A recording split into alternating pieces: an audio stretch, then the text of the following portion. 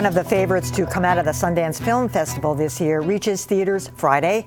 Whiplash is a provocative film that explores just how far an artist should be pushed to be great. WGBH News arts editor Jared Bone has seen the film and he joins me now. Well, now, is this one of those existential questions, or is it well beyond that? No, this goes well beyond it. This sets us down in a Juilliard-like school in New York City, and it's not some ethereal question about what it is to be great. It's physically pushing someone to be great. And so in this Juilliard school, you have this monstrous maestro played by J.K. Simmons, who physically and emotionally, verbally berates his students, brings them down to try to build them back up to be these great artists, even to the point at which they're left with bloodied fingers in the case of the drummer, who is the heart of this film. So we have a clip here where you see just the lengths at which he goes.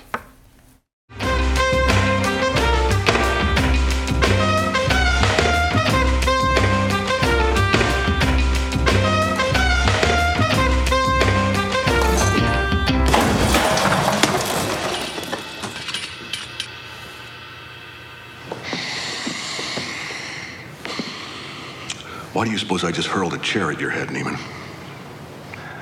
I don't know. Sure you do. The tempo? Were you rushing or were you dragging? I don't know. Start counting. 5, 6, 7. In 4, damn it! Look at me!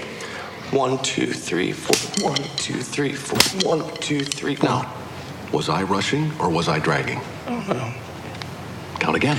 1, 2, 3, 4. 1, 2, 3, 4. 1, 2, 3, 4. Rushing or dragging? Rushing. So you do know the difference! Wow, I don't know. I can't even look at these clips without getting knots in my stomach. Not from my early days with you, which were quite similar, but from any bad authoritarian Touch everything figure. you know. And look how great you are now. All right, thanks for that, Jared. Let's bring in someone else to this discussion now who knows quite a bit about the pressure that can or should be applied to music students. Richard Ortner is the president of the Boston Conservatory. Welcome. So is this for real? I mean, do people go to these lengths to make their students become great? We trust not. Physical abuse should never be part of the equation. But we should acknowledge that there's a tremendous asymmetry of power in the relationship between teacher and student, and a charismatic teacher especially should understand where the boundaries are and where the fragilities are in a given student and tread lightly around those things. But there's no question that great teachers push gifted students to become great. Yeah, because all the reviews, I actually only read one, but they had people from the music world like you speaking about it, saying that it was realistic because as tough as it was and as cruel as it seemed, they became so much better. As adults looking back, they say, I'm great because of that. Is it worth it?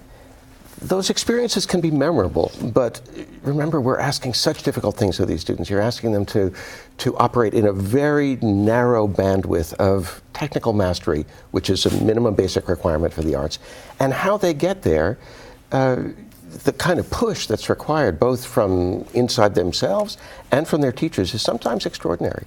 And one of the interesting elements of this film is you have a student too who idolizes Buddy Rich. This is who he wants to be, the great jazz drummer, and he feels like he has to completely give himself over, and he brings upon himself. And so you have this person who's reconciling wanting to be this really fantastic artist and accepting that that's what it takes, even the extent of this physical abuse, in order to get there.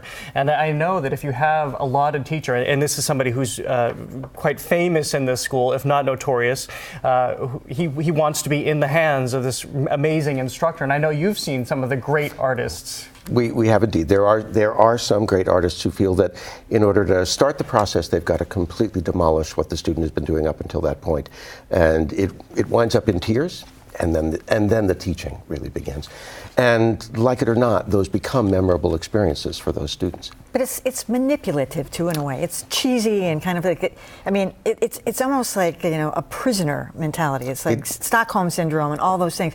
And I know. I mean, it's not just applied to music, but all kinds of craft and arts and other, teaching skills and learning skills and absorbing skills. But there's something about it. Absolutely. I mean, if you're in sports or if you're in business, there are metrics by which to measure how great you are. Not so in the arts.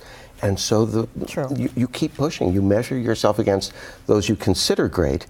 And the effort to get there, the push to get there, people will give up all kinds of things, sleep and physical well-being and family and relationships, and an unbalanced life can result. It's not what we look for.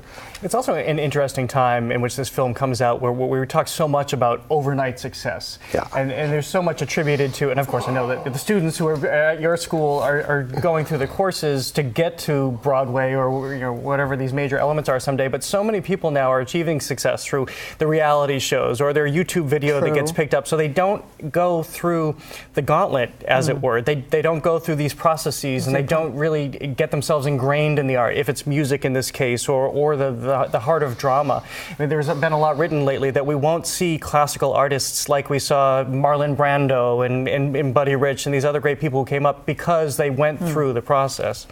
Now, Richard, are your students anxious to see this film? Have you I think they are. There's been some buzz about it. There's no question that anybody who's involved in the teaching or the learning end of being a performing artist wants to see that. It's a little bit sensationalistic, perhaps, but I think nonetheless there are some great questions that are being raised. You know, Jared, I'm trying to imagine this applying to the fine arts. You know, like the great painters, Goya over at them. Would that kind of thing apply to the fine arts? Actually, there was a great show a couple of years ago called Red that looked at the relationship between Rothko and his assistant. It was fictionalized, but it was also getting at the essence of who Rothko was, knowing of what kind of conviction he had as an artist and how difficult it was for him to accept somebody else who was coming up who didn't have the same value system as he had, who didn't have the same work ethic as he had. So I think this really can be, and I was thinking about this in terms of business or sports, how this can be applied to different areas, but I think it really does apply to the arts across the board. I agree completely. Think of the physical punishment that dancers endure to perfect their craft. Or a harpist. Not unusual for a young harpist to have blood on their fingers, as they work through the realities of that instrument. This is one I'm actually anxious to see. Richard Ortner and Jared Bowen, thanks as always.